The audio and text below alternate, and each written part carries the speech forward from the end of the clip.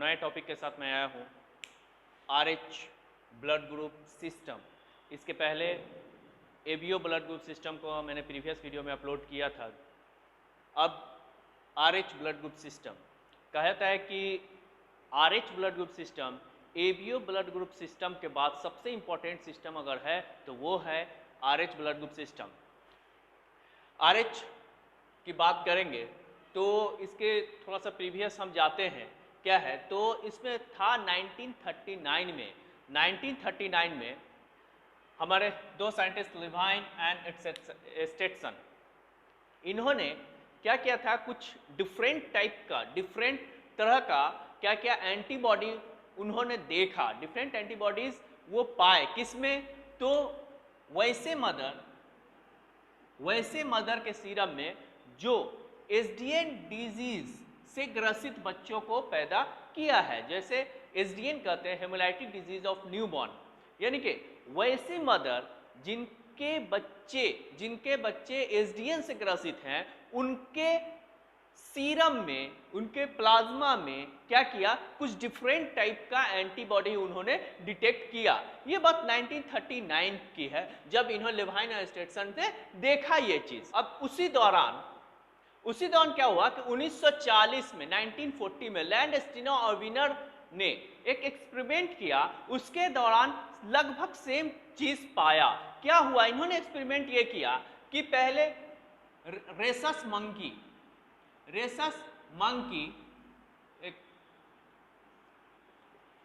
एक प्रजाति है मंकी की, तो उस मंकी से क्या किया कि एक गिनी पिग में एक्सपेरिमेंट के लिए गिनी पिग में इसके ब्लड को ट्रांसफ्यूज किया इन गिनी पिग में ट्रांसफ्यूज किया। अब हुआ क्या कि कुछ चेंजेस आए, इसने गिनी पिग ने एक एंटीबॉडी का प्रोडक्शन किया। अब इस एंटीबॉडी को जब ह्यूमन रेड सेल के साथ मिलाया गया, तो ये antibody develop by guinea pig क्या किया गया कि रिएक्ट कर गया फ्रॉम ह्यूमन रेड सेल के साथ एग्लूटिनेट कर गया। इससे हुआ क्या, ये प्रूफ क्या कर रहा है, ये प्रूफ कर रहा है कि ये एंटीबॉडी जो बना, जिस एंटीजेन के अगेंस्ट बना, वो एंटीजेन क्या हो रहा है, तो किसमें पाया जा रहा है, ह्यूमन रेड सेल में भी वो एंटीजेन पाया जा रहा है, ह्यूमन रेड सेल में पाया जा रहा है same antigen. That means it proves that क्या हुआ कि वो एंटीजेन मौजूद है, वो सेम एंटीजेन मौजूद है ह्यूमन में भी, जो किसमें, रेसस मंकी में मौजूद है। रेसस मंकी में जो एंटीजेन मौजूद है वो ह्यूमन रेड सेल पे भी मौजूद है। ये बता रहा है, ये प्रूफ कर रहा है उसी टाइप का क्या है, एंटीजेन मौजूद है। तभी यहां जैसे ही डेवलप किया गया antibody, this antibody reacts with human red cells क्योंकि ये हमारा, अगर हम इम्यूनिटी में पढ़ेंगे इस बात को, रिएक्शन में पढ़ेंगे कि एंटीजेन जो है अपने सेम कॉरस्पॉन्डिंग एंटीबॉडी के साथ ही रिएक्ट करता है, ये हम लोग देखेंगे। तो यही बात यहाँ पे प्रूफ हो रही है कि ये एंटीजेन कुछ था जो इसमें डाला गया गिनी पिग में, तो एंटीबॉडी डेवलप किया, वो एंटीबॉडी ह्यूमन रेड सेल के साथ रिएक्ट किया, यानी कि क्या है,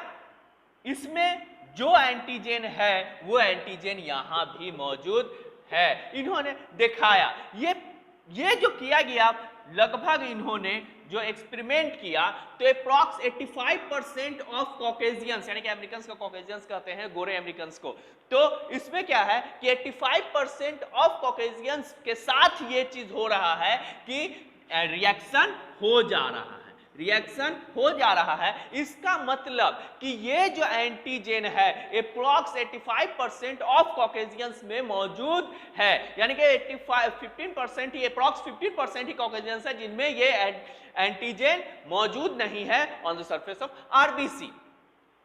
अब इन्होंने क्या किया कि लैंडस्टीनर एंड वीनर ने ये एक्सपेरिमेंट जैसे ही किया रेसस मंकी के साथ और ह्यूमंस के साथ, उन्होंने जो एंटीबॉडी बन रहा था जिसके साथ रिएक्ट किया हमारा कॉकेजियंस का आरबीसी, वो क्या कर रहे हैं, उसको नाम दिया एंटी आरएच, एंटी आरएच का नाम दिया। और जो एंटीजेनिक डिटर्मिनेंट्स जिसके साथ ये रिएक्ट किया उसको नाम दिया गया आरएच फैक्टर। अब जो 1939 में लेवाइन एंड सिटसन ने किया वही अब उसको देखा गया, और इस एक्सपेरिमेंट जो क्या किया वीनर एंड लैंडस्टीनर साहब ने किया, उस दोनों को पाया गया कि सेम है, same experiment same thing proof कर रहा है कि humans have anything which is present on what RBC, और उस वो प्रेजेंस जो एंटीजेन प्रेजेंट था उसको नाम दिया गया आरएच फैक्टर, और ये रिस्पॉन्सिबल था किसके लिए, आरएच सिस्टम के लिए, आरएच ब्लड ग्रुप सिस्टम के लिए। ये एंटीजेन प्रेजेंस और अब्सेंस काफी इंपॉर्टेंस रखता था, और ये आरएच सिस्टम को क्या किया, डेवलप किया। यहां से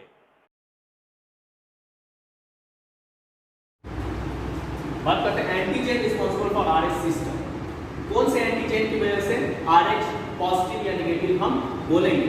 जैसे ब्लड ग्रुप में एबीओ सिस्टम में हमने देखा था कि एंटीजन ए और एंटीजन बी रिस्पॉन्सिबल था किसके लिए, ए बी ओ और एबी के लिए। उसी तरह से आरएच में, आरएच सिस्टम में भी कोई एंटीजन है जो आपका रिस्पॉन्सिबिलिटी लेता है आरएच पॉजिटिविटी और नेगेटिविटी के लिए। तो बात करेंगे इसका, तो जीन जो रिस्पॉन्सिबल है वो क्रोमोसोम नंबर 1 पे प्रेजेंट होता है, और वो क्या करता है कि दो 3 पेयर होता है, C capital C small C, capital D small D and capital E small E. ये 3 पेयर है जो जीन मौजूद होता है, लेकिन इसके द्वारा सिर्फ और सिर्फ 5 तरह के एंटीजन ही फॉर्म करते हैं। कौन से, capital C, small C, capital D, capital E और स्मॉल ई। देखिए जो ये जीन जो है स्मॉल डी जो जीन है वो कोई भी एंटीजन का फॉर्मेशन नहीं कर पाता है। यानी कि अगर आरएच सिस्टम की बात करें तो यही 5 एंटीजन है जो रिस्पॉन्सिबिलिटी लेते हैं, लेकिन इसमें भी 5 में भी अगर हम देखेंगे तो सिर्फ और सिर्फ सबसे इंपॉर्टेंट जो होता है हमारा डी एंटीजन सबसे इंपॉर्टेंट होता है। यही इसके वजह से चूंकि ये हाईली एंटीजेनिक होता है, ये काफी ज्यादा एंटीजेनिक होता है। अगर हम सीक्वेंस देखेंगे तो सबसे ज्यादा डी, उसके बाद कैपिटल सी, उसके बाद कैपिटल ई, उसके बाद स्मॉल सी, उसके बाद स्मॉल ई। ये सीक्वेंस है कि कितना एंटीजेनिसिटी किसमें होता है। तो सबसे ज्यादा एंटीजेनिक पावर जो होता है वो डी में होता है, और इसी वजह से हम लोग डी को ही मेन टारगेट करते हैं। डी के आधार पे भी यानी कि डी एंटीजन के आधार पे ही आरएच सिस्टम को देखा जाता है। अगर ये प्रेजेंट है, यानी कि अगर डी एंटीजन प्रेजेंट है, डी एंटीजन प्रेजेंट है तो RH positive, the person called as RH positive. अगर डी एंटीजन एब्सेंट है, डी एंटीजन किसी में प्रेजेंट नहीं है, प्रेजेंट नहीं है, दैट इज एब्सेंट, तो ये क्या होगा, RH, the person is called as RH negative. That means 2 group. अब हम लोग देखते हैं कि अगर देखा जाए तो अब ब्लड ग्रुप को किस तरह से बांट दिया गया, आरएच के आधार पर 2 तरह से बांट दिया गया, RH positive person and RH negative person. अब ओवरऑल अगर ब्लड ग्रुप की बात हम करें कितने तरह के ब्लड ग्रुप हो गए तो देखते हैं। तो ए ग्रुप था, बी ग्रुप था, ए बी और ओ ग्रुप था। ये 4 कैटेगरी में हम लोग बांटे हुए थे ग्रुप को। अब देखते हैं ए में 2 ग्रुप पॉजिटिव एंड नेगेटिव, उसी तरह से बी में 2 पॉजिटिव एंड नेगेटिव, उसी तरह से ए बी में 2 पॉजिटिव एंड नेगेटिव, उसी तरह से ओ में 2 पॉजिटिव एंड नेगेटिव। इस तरह से ग्रुप्स हो गए, A positive, A negative, B positive, B negative, A B positive, A B negative and O positive and O negative. यानी कितने तरह के 1 2 3 4 5 6 7 8 तरह के अगर RH और ABO दोनों को सिस्टम को मिला दिया जाए तो कितने 8 तरह के ब्लड ग्रुप्स डेवलप होते हैं। क्लियर। अब बात करते हैं कि अगर डी एंटीजन एब्सेंट है तो RH नेगेटिव है, अगर डी एंटीजन प्रेजेंट है तो RH पॉजिटिव है। एक होता है कि डी भी है तो क्या होता है कम मात्रा में पाया जाता है, कम मात्रा में पाया जाता है, that is weak positive, weak positive. ये होता है जब इसमें क्या होता है कि डी जो है के मात्रा कम होती है, लेस क्वांटिटी में वहां पाया जाएगा, इसलिए इसको वीक पॉजिटिव RH कहा जाता है, वीक पॉजिटिव होता है। एक होता है partial positive, partial positive person, कुछ पर्सन होते हैं पार्शियल पॉजिटिव, इसमें डी तो प्रेजेंट होता है, डी प्रेजेंट होता है लेकिन ये एबनॉर्मल फॉर्म में प्रेजेंट रहेगा, एबनॉर्मल फॉर्म में प्रेजेंट रहेगा, not in normal form, partial positive.